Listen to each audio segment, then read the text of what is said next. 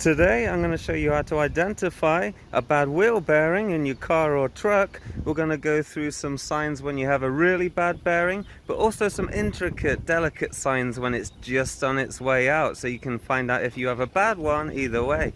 So let's get going. So this is a problem you need to fix now. This will not fix itself, and the last thing you want is to get stranded either on vacation or on your way to or from work. It will be a nightmare. So in this video we're going to cover very little intricate things to do with a partially worn bearing right down to a really failing bearing, so you can identify it and get the problem solved. Let's get on with it. So just so we're on the same page here, I'm going to show you how the wheel bearing interfaces with all the mechanical parts on your vehicle. Now this is a very simplified example on a Saturn Vue 2007, but the principle pretty much applies.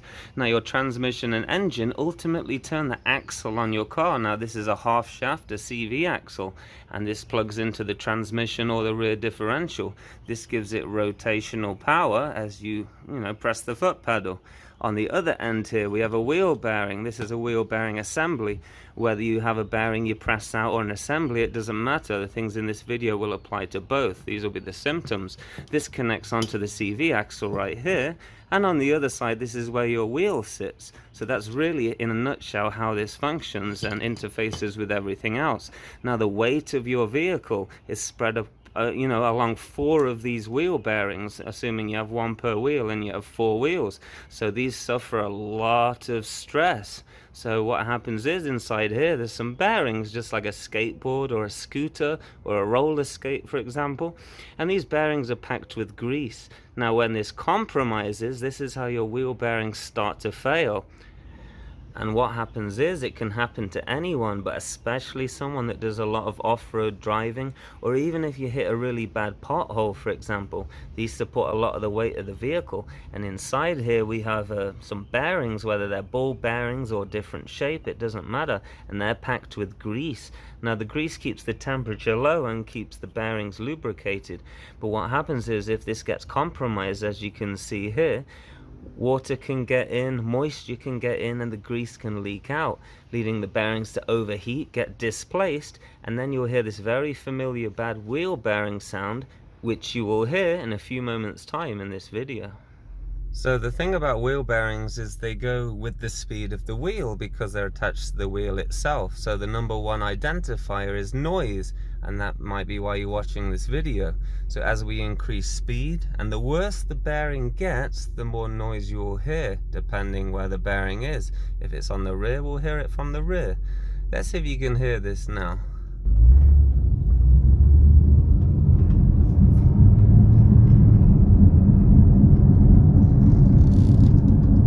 So that's the whirring sound.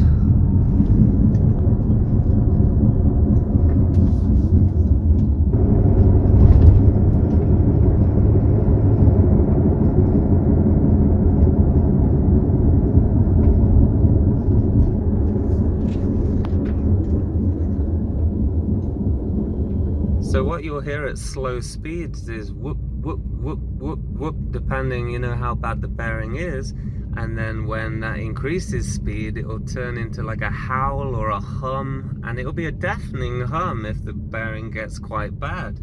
One thing I will mention about driving and listening to the noise is that we can pinpoint this to a wheel bearing, anything rotational. It could be a wheel balancing, it could be a CV axle, it could be an engine pulley, anything like that, but we can now start to narrow down our problem. So one of the next things we can do to identify a bad wheel bearing is steering and cornering. Now if you imagine the problem wheel bearing being on the left side of the car, in an example, what happens is, if you load the bearing with weight, generally you will hear a noise from the bearing. This is, something quite typical. However, people have said when you unload the bearing you can get noise as well, but generally loading it will make, give it more noise.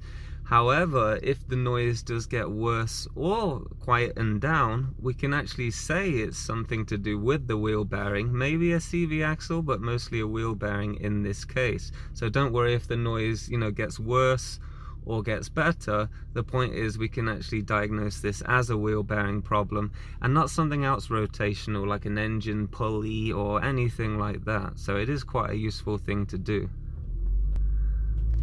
So what we can do some slaloming like this, left, right, and we can do some big cornering as well at various speeds, and that's how we'll sort of identify this.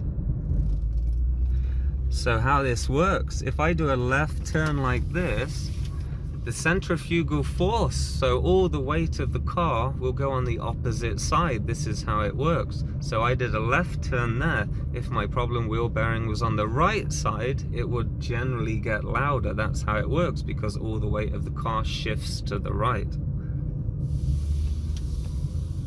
So whether the noise gets louder, it gets quieter, we can start identifying this as a wheel bearing problem, and now we can look at some other things which I'll show you right now. So one thing you may notice when you're driving, for example, is the car has like a delayed response. It might veer off, or you might not have much control. It might be a very subtle thing, it might be hard to pick up, but you might sort of guess that something's not quite right. This again can be attributed to a wheel bearing issue. And if you remember at the start of the video when I explained how the wheel bearing connects to the CV axle and everything like that, if the bearing's been compromised, it will have a lot of slop and play in there. So when you're driving, your wheel will sort of not be sitting straight and solid, it will be kind of doing a mini little slalom, by itself. And when you imagine a wheel attached to a car doing that, you'll notice, the car might have a little bit of a mind of its own. It might be very subtle, depending how bad the bearing is. So this is one of the best tests you can actually do with diagnosing a bad wheel bearing, is to just jack up the suspect wheel off the floor so there's a bit of a gap there, and then we're going to rotate the wheel and listen for the bad bearing. And what we're going to do now is just rotate the wheel by hand and have a listen into the bearing right here for like a grinding noise.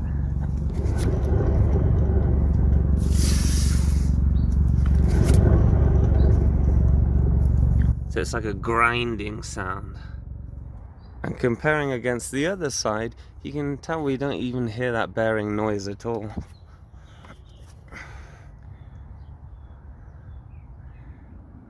Now if you're spinning the wheel and you don't really hear anything, or you're not quite sure, for example, then one of the best things you can do, for example on the rear of the car, is to hold something metal which actually joins onto the wheel itself, and while spinning this you can actually feel the vibration through this. For example, this trailing arm is a really good way of doing that on the rear of this car, or even the shock or something like that. If you grab that with one hand and rotate with the other hand, you will feel the bearing actually through the metal, and that is a very good sign of identifying a bearing which is only slightly worn. This is something which is really hard to do usually, but this is a very good technique of doing this.